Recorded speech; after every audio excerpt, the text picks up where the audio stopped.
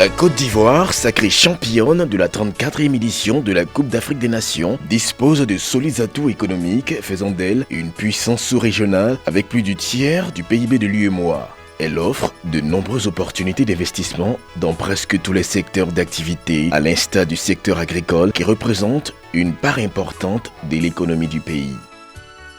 Le secteur agricole représente 22% du PIB ivoirien, plus de 50% des recettes d'exportation et surtout les 2/3 des sources d'emploi et de revenus de la population, dont une majorité de ruraux.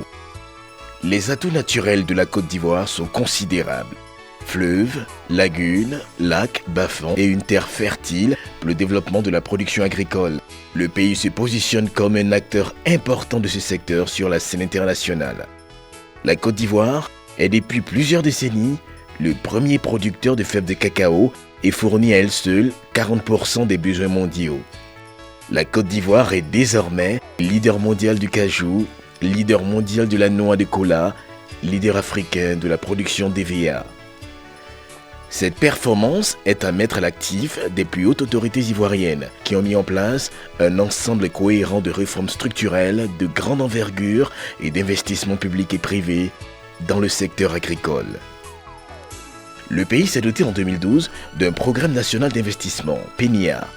Et le PNIA 2, 2018-2025, joue un rôle essentiel dans la résilience de l'agriculture ivoirienne. Avec cet ambitieux programme, la Côte d'Ivoire veut exploiter ses énormes potentialités pour garantir la souveraineté alimentaire de sa population, mais aussi à régler du chômage des jeunes et des femmes par la création d'emplois agricoles durables. L'agriculture étant le premier pourvoyeur d'emplois du pays, l'État s'est engagé à atteindre l'autosuffisance en riz à l'horizon 2030. Environ 850 000 hectares de terres agricoles aménagées à la disposition des opérateurs privés pour stimuler l'offre locale de riz paddy. La production de riz blanchi a atteint les 1,4 million de tonnes en 2023. La ressource animale et halieutique constitue avec les cultures vivrières les deux mamelles de la sécurité alimentaire dans un pays. La Côte d'Ivoire ambitionne également de réduire sa dépendance et d'atteindre progressivement l'autosuffisance en protéines animales et halieutiques. Parlons de près de 400 milliards de francs CFA qui sont exportés vers l'extérieur dans l'achat de produits halieutiques et animaux. Donc autant de ressources qui peuvent être redistribuées au niveau national si les jeunes s'investissent, si les investisseurs vont prendre leur part dans ce secteur.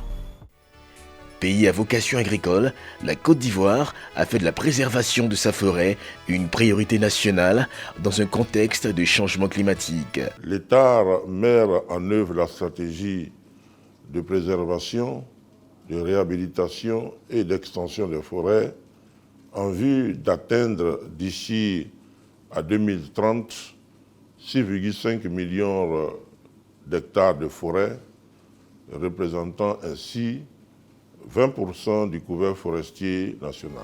Le gouvernement promeut la cacaoculture durable, respectueuse de l'environnement. Cette initiative permettra de planter plus de 60 millions de plants d'essence forestière en milieu rural dans les zones de production. Et je crois qu'aujourd'hui, avec les agropoles, avec les spécificités agricoles qui vont être rattachées à chaque agropole, nous aurons la possibilité donc d'être compétitifs et plus que jamais d'atteindre nos objectifs de développement agricole pour que désormais on proclame la Côte d'Ivoire comme étant un pays souverain en matière de sécurité alimentaire. La souveraineté alimentaire, une priorité pour le gouvernement.